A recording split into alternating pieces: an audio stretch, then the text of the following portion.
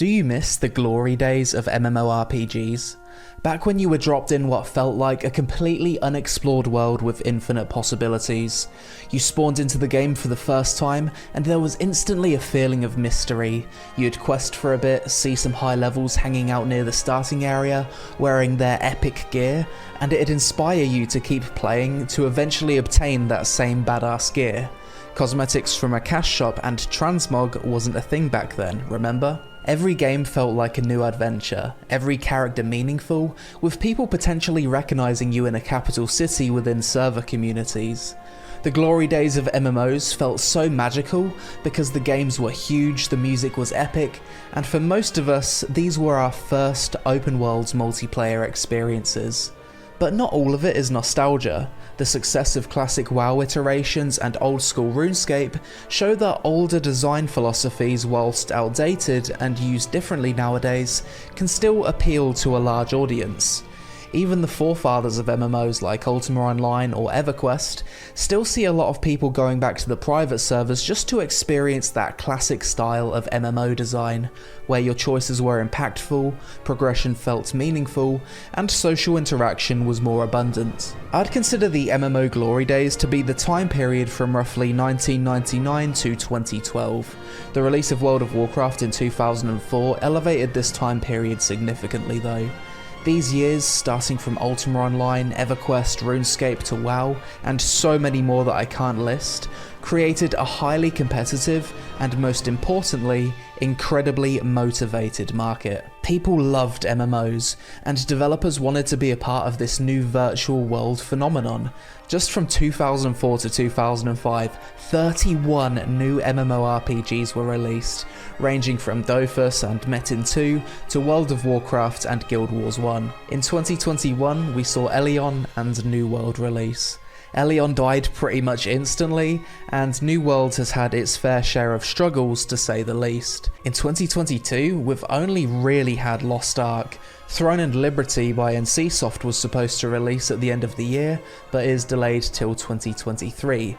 So as an MMO content creator, I've really had to scrape the bottom of the barrel the past few years. I kind of feel like MMOs peaked around WoW's Wrath of the Lich King expansion that saw a peak sub count of 12 million players, and this was at a time when way less people had access to PCs capable of running large MMO-like games.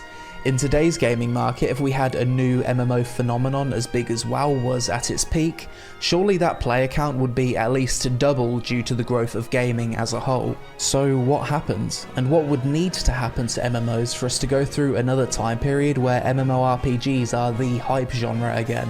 Where every dev is jumping on the bandwagon trying to cash in on their own MMO, like from 2004 to 2012. Are we, the players, the problem? Is corporate greed just taking over? Or are younger gamers with their shorter attention spans just not into MMO's long-winded progression? We'll get into all of that, but first, sponsor. Infinite Magicraid is the newest and biggest idle RPG hero collector of 2022. Enter the Lows Continent, a fantasy world with charming, stylized graphics, full of mystery, magic, and evil to defeat. To begin your adventure, you'll need a team of heroes, and in Infinite Magicraid there's over 200 of them spread across 10 factions, each with their own unique skills, personality, and high-quality 3D model. Whilst easy to learn, Infinite Magicraid has highly strategic battles, in which you'll need to learn how to build an effective team composition to counter your enemies. Some heroes synergize better together than others. Will you build a burst comp to nuke down enemies in seconds, or will you outlast them by using more tanks and healers? Infinite Magicraid is packed with content, from competitive PvP arena to a sprawling main campaign, fun minigames, dispatch missions, and most notably, the dungeons, which feature roguelike map exploration and plot development. Consistency will be the key to success in this game. Play every day to collect AFK rewards, cultivate, and challenge increasingly difficult enemies until you reach the top. Click the link in the description below to play Infinite Magicraid now, and use gift code IM777 to get a ton of rewards displayed on screen that will give you a big advantage over anyone who didn't see this video. Download now.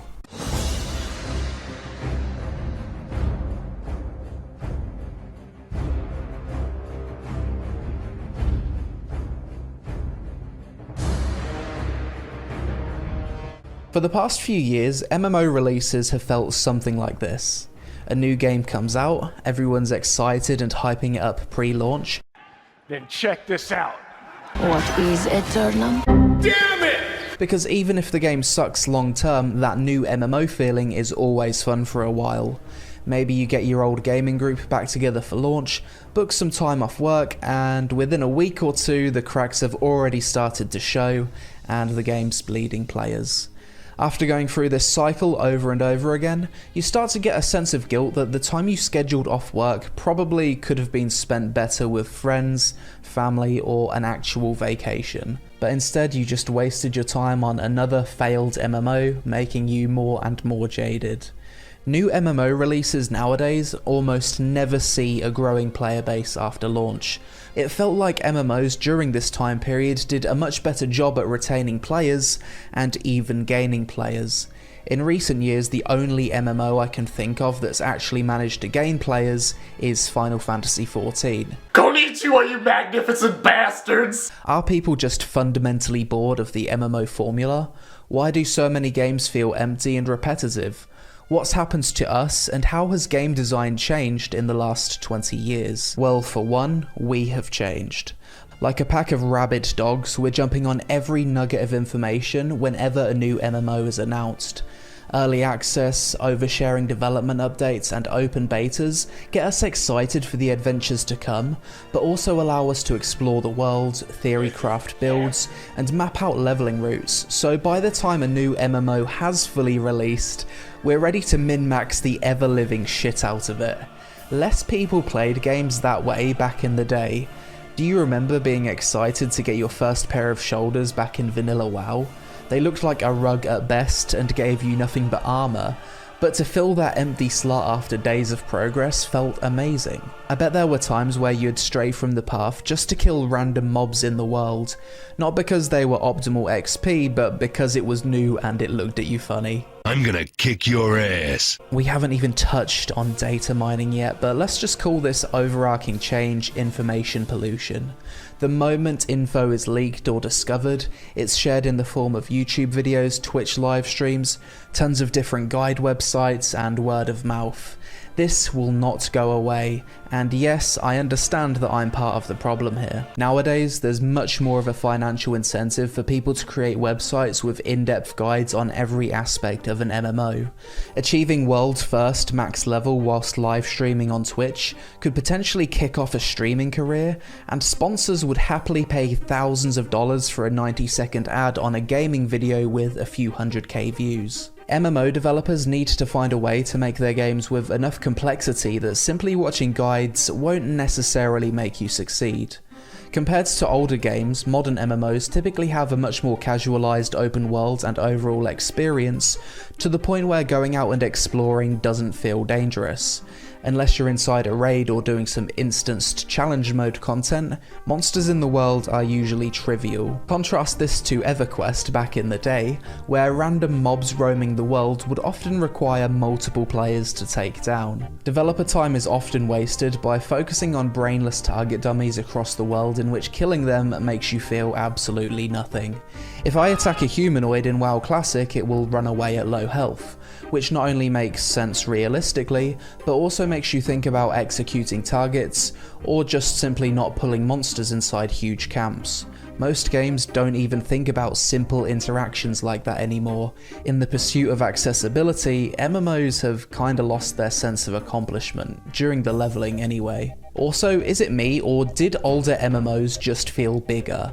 Larger worlds, longer time to get to max level, more races, professions, dungeons, mob types, and quest lines? Have developers put less effort into making their MMOs ambitious due to so many failing over the years, and it being considered more risky to make an MMO compared to any other gaming genres from a financial perspective? Games are made as a product nowadays, more so than ever. Data analysis are at the forefront, with market and consumer behaviour studied to maximise player engagement and profit. Most MMOs from 1999 to 2012 used a subscription fee business model with no cash shop. This incentivized developers to make the game as good as possible, constantly pumping out updates to keep people handing over money every month because they enjoy the game. This was fine until some developers realised they could take a different approach and see much larger profits. The free-to-play model, aka create problem to sell solution. For this to be successful, you want to create a low skill floor at the start of the game so players don't quit. In sub-fee MMOs, players are more likely to persist with difficulty because they've already paid the money and have committed to invest time into that game. Once a player is sufficiently invested into a free-to-play MMO, you can start to introduce the little annoying systems or inconvenience them in some way. Boring dailies, lack of inventory space, have every in-game obtainable outfit look like arse, cap the amount of dungeon entries you can do, the list goes on and on. At that point, you can then sell them the solution. This is why games like Lost Ark have such arbitrary leveling experiences. It's simply to create a cheap feeling of investment so that players are more likely to spend money on the cash shop later on. Free-to-play MMOs have put developers against the players by making it financially beneficial to create problems to sell solutions. Whereas the old sub-fee MMOs, the developers are incentivized to give players the best game possible to keep them subscribed. For me, this is the biggest reason why MMOs from 1999 to 2012 just felt different. The business model just allowed these games to attempt to be the best versions of themselves. Whilst modern MMO monetization sounds greedy and malicious, it often is, by the way. When I look out over the next decade, I see more opportunity for our company than I... To play devil's advocate, it's bloody expensive to make an MMORPG, more so than any other genre of game. Some MMOs have taken 7 to 9 years of development time to make, and cost close to $200 million. Many failed MMOs never made back their development costs in revenue before being shut down, so with many examples of failures over the past few years, there's increased pressure from investors for a company to make back that money as quickly as possible, even if it damages the integrity of the game in the process. Think about it, why would you invest 50 to 100 mil over 7 years to make an MMO that may or may not be successful, when you could invest less than 1 mil to make a mobile game that will probably see you 10x your investment within 2 years.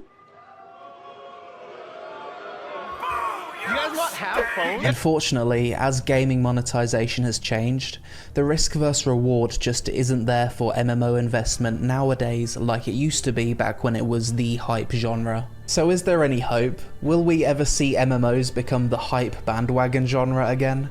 Is the fantasy of what's portrayed in Sword Art Online, Ready Player One or Overlord a real possibility in the future? Or would those games actually be ruined by pay to win in reality? Well, as for the short term, we actually do have a few MMOs in development by massive teams. You've got the RIOT MMO, Soulframe by Digital Extremes. As much as New World hasn't lived up to the hype, at the very least it's improving, adding new content and still isn't pay to win. And you've also got the possibility of successful entrepreneurs who are passionate about the genre making their own MMOs, as we've seen with Ashes of Creation. Maybe one of those games will absolutely pop off and more studios will jump on the bandwagon to appeal to the new generation of MMO gamers. If that doesn't happen, we're surely going to reach the point with AI and technology that MMOs just become easier and easier to make. Unreal Engine 5 has made significant improvements to the development pipeline of games. There's a worry that AI-generated art is going to ruin the art industry. And computers are still becoming more powerful every year. Perhaps one day in the future we can just tell AI what we want in a game, and it will be able to do hundreds of hours of artwork, asset design and coding within a few minutes, vastly reducing the amount of time it takes to actually make an MMO, the costs associated with it, and as a result improving the risk versus reward of such a venture for investors. I think this is all just a matter of time really. If we got to that point and it became easy to make MMOs, perhaps they would become less pay to win due to there being more competition in the market. But honestly, that's just pure hopium on my part. I'm not sure it's possible to put the monetization genie back in the bottle at this point. So let's just say we do see MMOs become the hype genre again. What would those games look like? Would they be drastically different to MMO design of old, or would they go back to a more classic design? What the fuck is this piece of shit? Will developers ever be able to solve rampant RMT in almost every game? Is it possible to develop a new MMO and have it not be completely ruined by data mining before it's fully released? And what kind of MMO would actually appeal to today's meta-mentality gaming audience? Thick ass thighs. Truthfully, I don't think we know the answer, but it's probably a game that's able to play to the strengths of what made people fall in love with MMOs in the first place. The idea of an alternate reality, a second life where you escape from your day job, a game that can make you feel invested over a long period of time due to overcoming adversity, and a game designed in a way where the developers aren't acting against the interests of the players for profit. I want to see the next big MMO bring back that sense of awe you had when you saw a player on the server with some crazy legendary item that nobody else has. A game that brings back social interaction, friction between players, and a good mix of content from casual to ultra hardcore. Remember back in the day when MMOs were so popular that you'd actually see ads for them on mainstream TV? That's just like MapleStory. The free online game where you get to hang out with friends and experience the out of the ordinary. What the fuck is this? By the way, what the hell happened with all the badass PvP montages from back in the day? Why don't people make them anymore? Invest in the players, invest in the world, invest in social interaction and organic content. If the players can create their own fun, overcome their own challenges, then waiting for the next roller coaster ride to release every 6 months won't feel so draining and repetitive. How do long-term WoW or Final Fantasy players not completely burn out of their games? Guilds, friend circles, roleplay, completionism, raiding and PvP, most of which include some sort of social interaction. Allow the players to create their own storylines. I'm a paladin with 18 charisma and 97 hit points. I can use my Helm of Disintegration and do 1d4 damage as my half-elf mage wields his +5 Holy Avenger. Paladins can't use the Helm of Disintegration. Drama between guilds fighting for territory, full-time crafters, gatherers, full-focused raiders, a ruthless PvP gladiator, or maybe I could make a name for myself ERPing in some degenerate player-made dungeon for coin. Ultimately, I guess the question is, will players adapt to a more modern approach to MMOs, or is it old-school design philosophy that will prevail in the end? When will the glory days of MMOs return? Only time will tell. Hope you enjoyed the video, guys. Let me know what you think about the future of MMORPGs in the comments below. Smash that like button whilst inhaling an unhealthy dose of hopium for the algorithm gods, and social media on screen. Thanks for watching, and I'll see you in the next one.